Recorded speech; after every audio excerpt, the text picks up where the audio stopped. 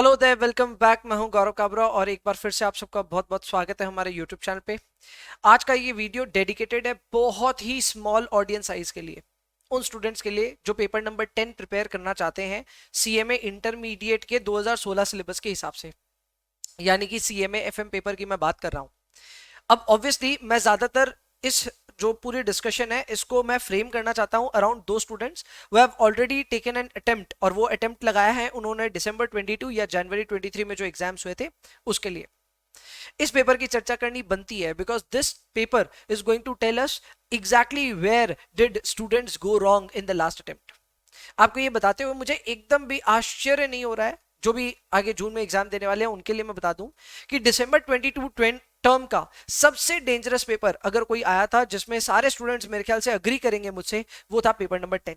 ऐसा आमतौर पे नहीं होता है, पेपर नंबर 10 आमतौर पे बहुत आसान पेपर आता है, but this time it was a major disappointment. इतनी हद तक disappointment that I have seen students who cleared every paper, उनका भी पेपर नंबर 10 में कहीं ना कहीं फंसे। ऐसा नहीं है कि पेपर 10 को क्लियर नहीं किया, बहुतों ने क्लियर किया, बट कई लोग अनएक्सपेक्टेड वे में पेपर नंबर 10 में फंस गए, या फिर पेपर नंबर 10 में उतने अच्छे नंबर नहीं आए जिसकी वजह से ग्रुप नहीं निकला। कई ऐसे भी स्टूडेंट्स मुझे रिपोर्ट किए जिनके स्कोर्स तो ठीक थे, बट 40 45 50 का स्कोर पेपर 10 में रह गए, और उसी वजह से पेपर 10 का ओवरऑल स्कोर ही नहीं निकला, या फिर बोल सकता हूं पूरे ग्रुप का ओवरऑल स्कोर नहीं निकला। क्या ऐसा हो सकता है?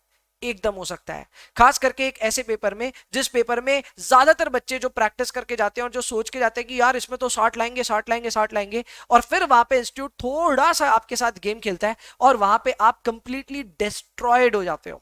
वहां पे आप पाते हो कि यार हम तो मतलब पेपर देने लायक स्थिति में ही नहीं है।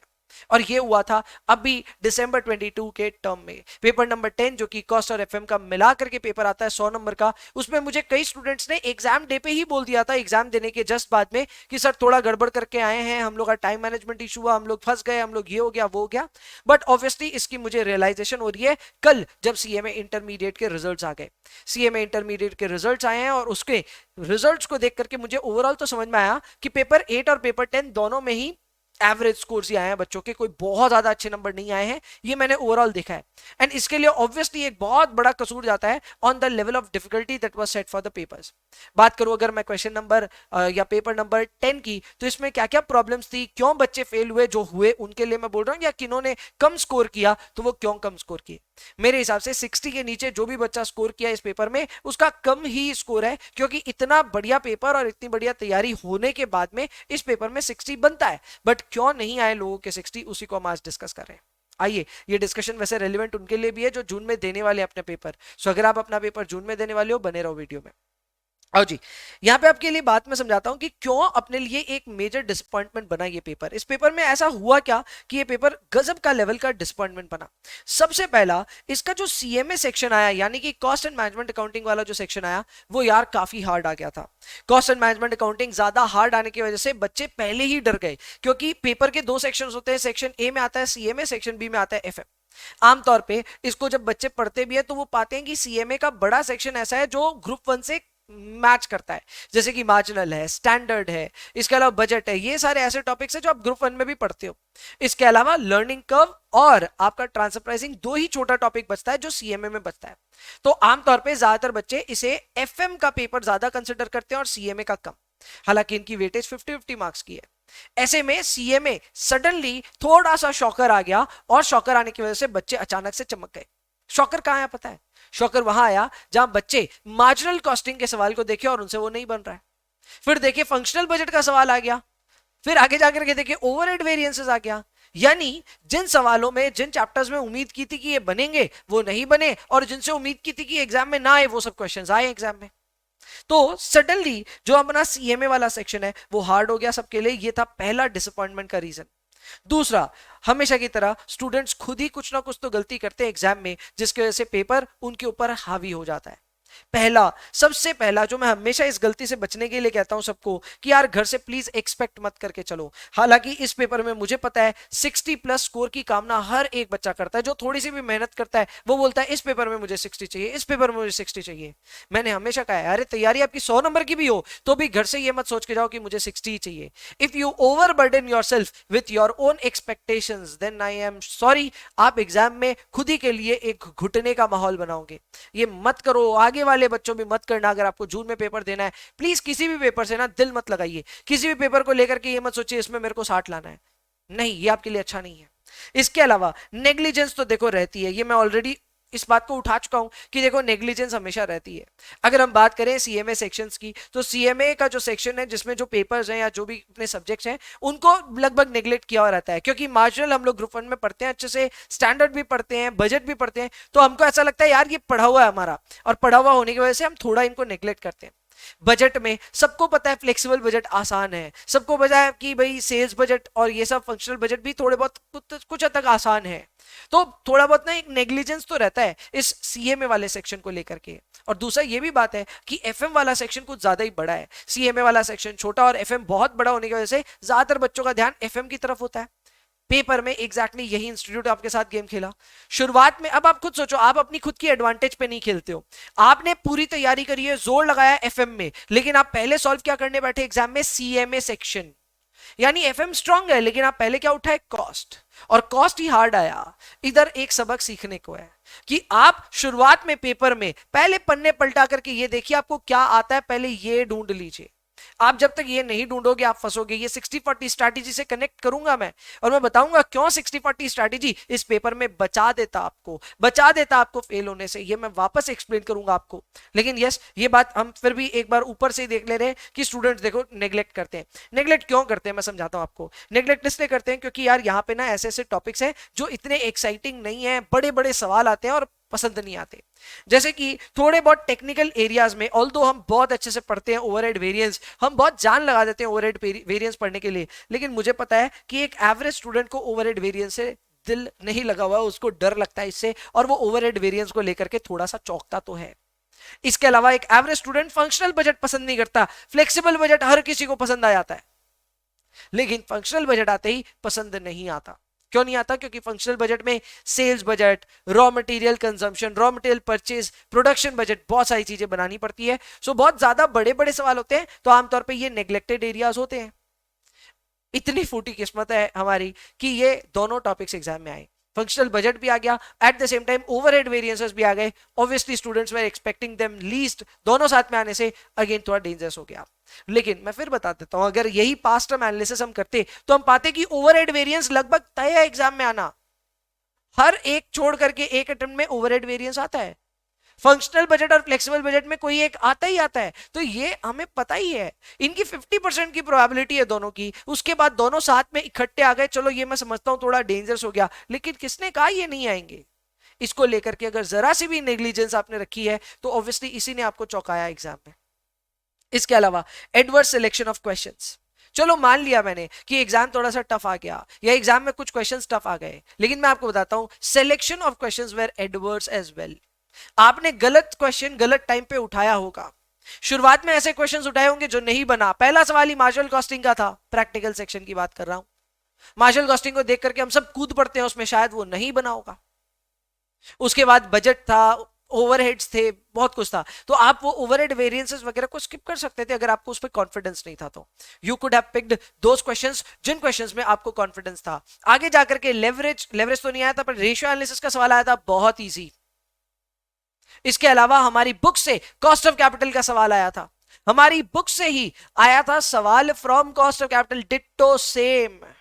और भी क्वेश्चंस कॉपी, एकदम डिट्टो कॉपी भी होकर के आए। बट अनफॉर्चुनेटली मुझे पता है अब लास्ट में अब हम देखो अपनी सारी प्रॉब्लम्स को डिस्कस करने बैठे हैं। आप किसी को कोई ब्लेम नहीं कर रहा हूं, मैं सिर्फ अपनी प्रॉब्लम्स गिना रहा हूं कि हम लोग कहां फंसे। बुक से दिए हुए सवालों को भी हम नहीं बना पाए लास्ट में, क्यों पता है? क्योंकि सीएमए सेक्शन में इतना तगड़ा झटका खा के आया कि एफएम के सवाल नहीं बने। और ये मैं अपने मन से नहीं बोल रहा हूं, मुझसे इतने सारे स्टूडेंट्स ने कम्युनिकेट किया है, बातें की है मुझे, सब ने एक ही बात बोली कि सर एफएम वाले सेक्शन में ज्यादा ध्यान नहीं दे पाए। कई स्टूडेंट्स ऐसे भी हैं जिन्होंने एग्जाम पास किया, एग्जाम पास करके खुशी से बोल रहे हैं सर एग्जाम पास हो गया, लेकिन फिर भी ये कबूला कि सर 2 घंटे तक तो हम सीएमए ही करते रह गए थे, 1 घंटा ही सिर्फ मिला एफएम करने को। चलो एग्जाम पास किया, बहुत अच्छा किया, लेकिन उनको भी पता है गलती तो हुई थी हमसे, हम सीएमए सेक्शन में अटक गए। It is a human tendency कि जो हमको नहीं आता हम पहले उसमें ज्यादा ध्यान देते हैं, हम पहले उसमें टाइम वेस्ट करते हैं। अरे भाई जो आता है उसको करना चाहिए। एनीवेज इसके ऊपर में भी चर्चा करेंगे। दूसरा टाइम मैनेजमेंट इश्यूज में ऑलरेडी डिस्कस कर चुका हूं कि भाई ज्यादातर बच्चों को यहाँ पे प्रॉब्लम ये हुई थी कि यार एफएम को ना पूरी तरह से कंप्लीट नहीं कर पा रहे थे, एफएम में ही मेन टाइम की कमी आ गई थी। इसके अलावा अदर रीजंस, अच्छा how to deal with strategy with a crisis, ये तो स्ट्रैटेजी शायद थी नहीं किसी के पास में, शायद इसके वजह से फंसे। एंड ऑब्वियसली अगर हम अदर रीजंस में जाए तो सिलेबस बहुत ज्यादा बड़ा है, काफी टेक्निकल सिलेबस भी है, खास करके एफएम वाला पार्ट तो बहुत ज्यादा टेक्निकल है। तो ऐसे में ऑब्वियसली मैं समझता हूं सब्जेक्ट थोड़ा टेक्निकल है तो वो अदर रीजंस में फॉल कर सकते हैं। बट एनीवेज जो गलतियां हुई तो हुई, अब करें क्या भैया, आगे क्या करें? आगे का रास्ता मैं बताता हूं। हमेशा पहले भी बताया, वापस फिर से रिमाइंड कर रहा हूं कि जून अटेम्प्ट के लिए हमें किन चीजों पे गौर करना है। जिनका री अटेम्प्ट है, जिनका दोबारा अटेम्प्ट है, सुन लो कान खोल करके। और जिनका पहली बार अटेम्प्ट है वो इनकी गलतियों से सीख लो जिन्होंने गलतियां भी करी। ये सारे जितने बच्चे जो फेल हुए ना इन पेपर में, ये कोई ऐसे आम बच्चे भी नहीं है। These are strong candidates in really bad I would say situation, और कहीं ना कहीं कुछ ना कुछ प्रॉब्लम होने की वजह से शायद पेपर या ग्रुप नहीं निकला। मैं फिर बता रहा हूं, कई ऐसे बच्चे होंगे जो पेपर 10 तो निकाले लेकिन ग्रुप नहीं निकला, वापस देना पड़ेगा।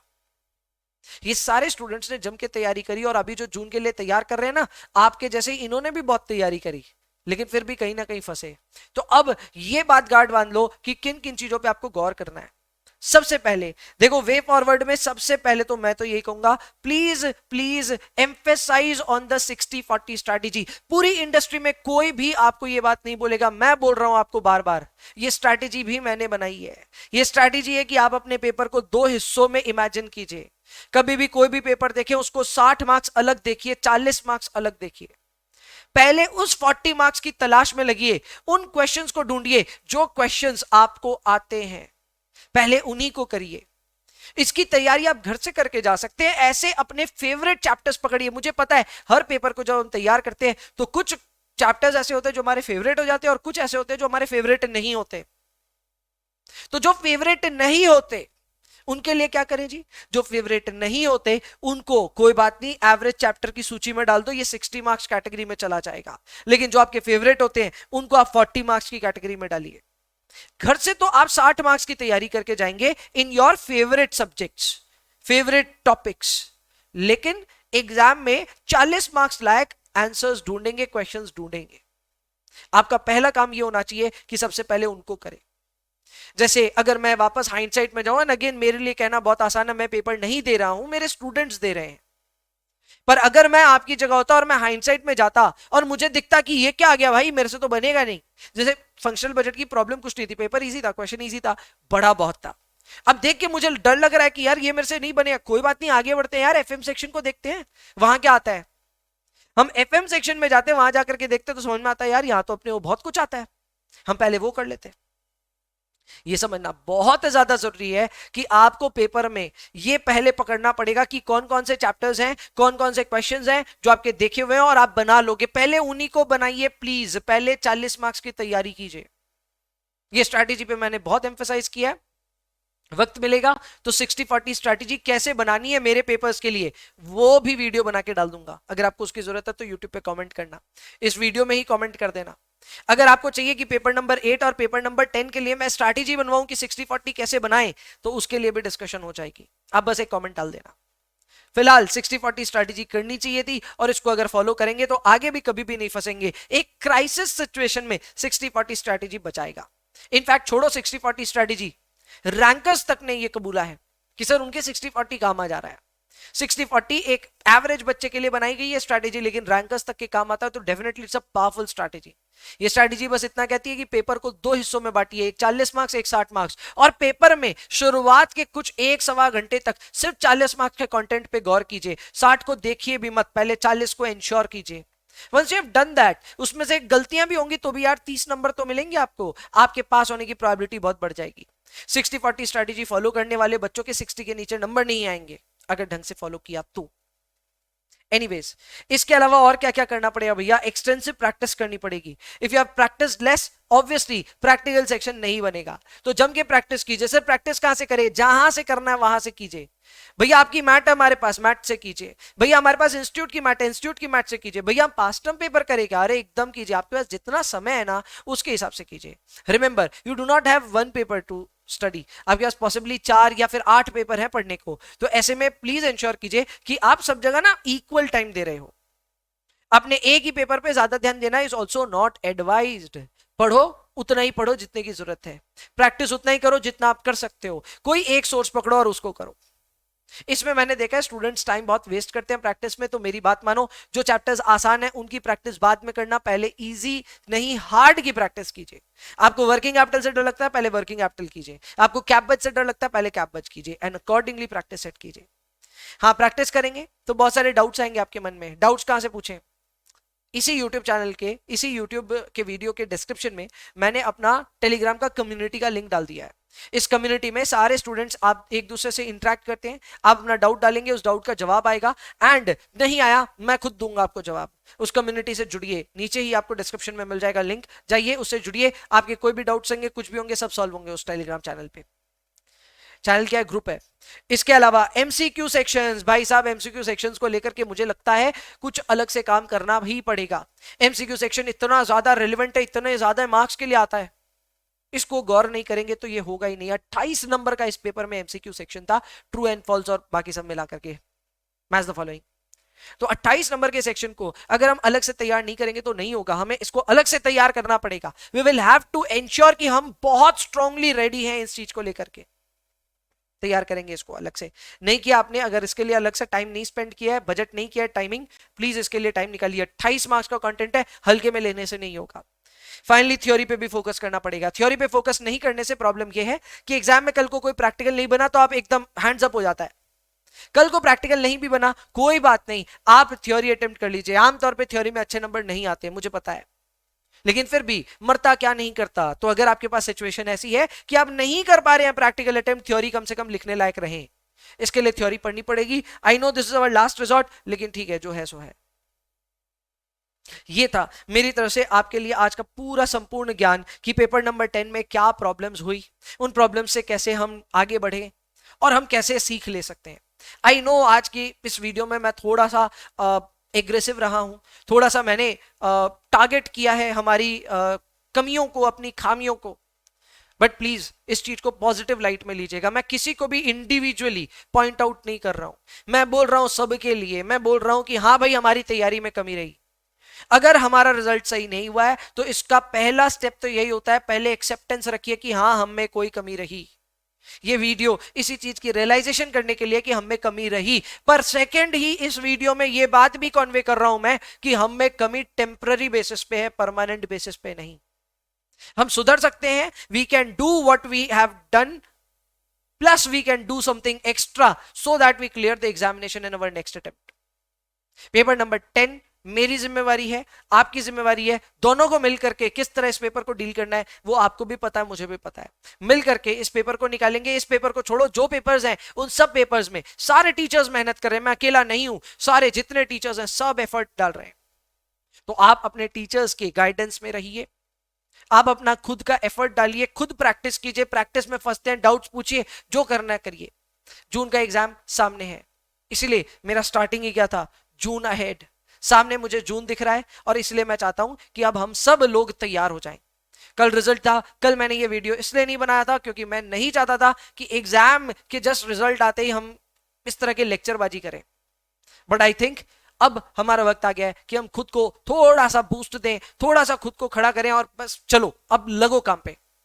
इस काम में आगे आने वाले समय में मैं बहुत सारा काम आपके लिए करने वाला हूं, इसी चैनल पे बहुत कुछ लेकर के आऊंगा आपके लिए। सिर्फ आपको इस चैनल को सब्सक्राइब करके रखना है, एट द सेम टाइम पढ़ाई पे ध्यान देना है।